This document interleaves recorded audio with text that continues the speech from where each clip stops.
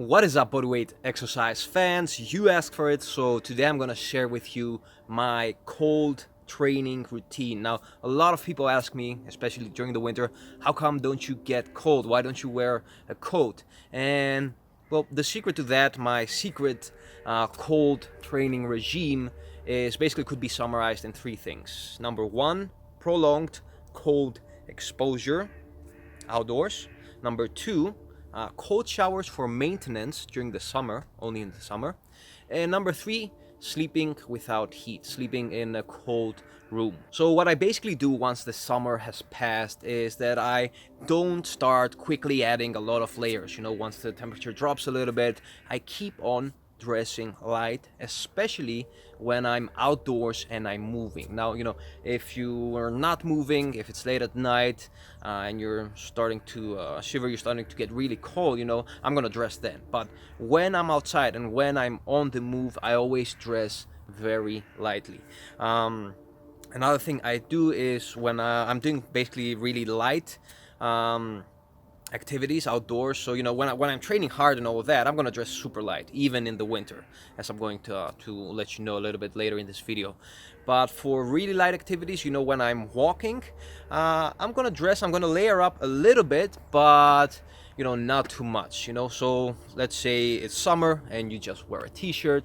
Slowly, you can start layering up and add like a long sleeve shirt. When everybody's starting to wear coats and all that, I'm just gonna put a long sleeve on top of a t-shirt, and I'm not gonna start dressing really adding a lot of layers really fast. So for example, right now it's winter here in northern Greece, and although this winter we don't have a lot of snow, temperature is still pretty cold. So today in the morning it was 1 degrees, and I did my regular morning uphill run, and I basically did it topless. So I'm gonna have some footage here so you can see a little bit the place I run. Basically that's the thing that I do every day, even in the winter. When I'm doing high intensity activity such as uphill running, I'm gonna barely dress. I'm not even gonna wear a short when I'm doing, for example, when I'm running uphill. Now, when I'm working out, when I'm doing my typical bodyweight exercise routines, where you're not training that intense in terms of basically doing something that elevates your temperature really high, although the way that I train bodyweight circuits and all that, you still get a really good sweat. But of course, I don't do these topless in the winter. What I do is I layer up a little bit. So first of all, you have to be strategic with the way that you start layering up. Your first layer shouldn't be something made out of cotton. You want to get those breathing, dry fit t-shirts, that basically allow your body to breathe and don't hold a lot of sweat. That should be your first layer, and on top of that you can maybe add one layer. Even in the winter when I'm doing my circuits and all that, I'm gonna wear that, and maximum, like when it's really cold, a long sleeve shirt on top of that.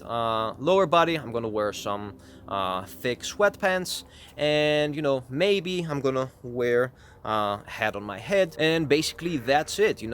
Something very important that people often ignore is that they overdress close to the core and they don't keep their extremities warm. So one thing that you should know about human physiology is that your body is very efficient in keeping your core warm, because this is where all your vital organs are, and that's basically your body's first priority, keeping this area cold, where your heart is and all those useful organs. Extremities such as your hands and feet, those are the first things that are gonna get cold.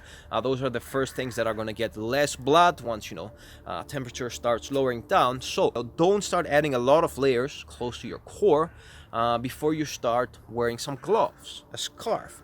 Because what I like to say is that warm extremities equal a warm body, especially if you're doing things where you have a lot of exposure with wind, for example. Thick gloves, hat, always first a priority. So remember, don't overdress your core. First start with a basic layer on your core, maybe 2 layers, and then start adding a little bit of clothing on your extremities, or thick socks once again, gloves, and a good scarf. There are a lot of claims out there, and a lot of them are not based on actual scientific research. Of course, there's a lot of research that still has to be done on this topic. What I noticed for sure is mood. My mood always improves, but here I might be a little bit biased because, cold exposure for me is always something that I do in connection with outdoor activity. So exercise also has been proven to improve your mood. So I notice the only thing that I notice is when I combine these two, I get like the best out of them. I get the best result when it comes to my mood. Something else that improves is immune system. There is some decent science, some decent research that shows that immune system improves. Still, there has to be more research done on this, but I do notice that, not that I never get sick. I hear a lot of people that say I never get sick. I don't think that's the case. I think everybody gets sick, but the difference is that you get sick for less time. So I recover really fast. If I catch a cold, a flu, I'm gonna recover probably in half the time that I would normally recover, and I won't even decrease my cold exposure a lot. Maybe for 2 days or something like that. But I'm gonna basically train outside and make sure that I get a sweat in a cold temperature. Of course, I'm gonna also make sure that I cover myself once I'm done, and I don't stay, with a sweat on me and in the cold, in the wind. Another benefit of cold exposure might be losing fat a little bit easier.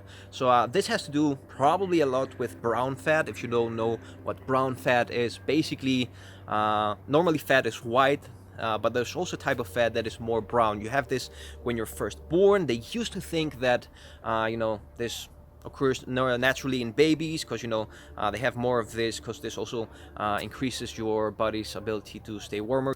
It basically stimulates more blood flow and stuff like that, and it helps babies stay alive in the cold when they're born.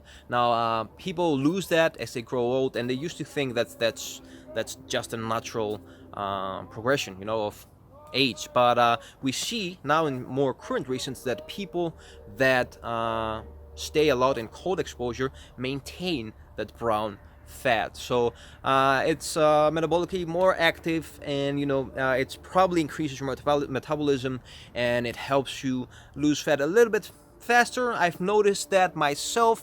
Of course, it's not gonna magically get you shredded.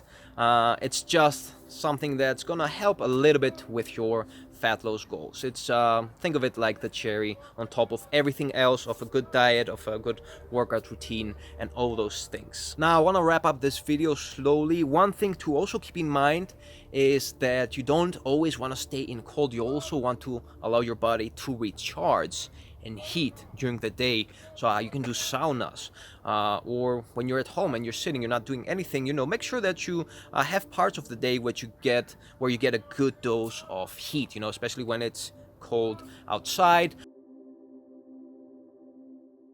So what I've noticed with cold showers during the winter is that they don't allow me to build a lot of cold tolerance to cold. Basically, I need a lot more time, a lot more prolonged exposure to cold in order to build that tolerance. Showers, you can only do them for like 5-10 minutes, and I don't see a lot of benefits out of them. Also, most of the research that connects cold exposure and health is done to people with prolonged sessions with too cold. So I like to do them during the summer. They also recharge my energy when I'm sleepy midday. I'm gonna make a separate video for cold showers if you're interested.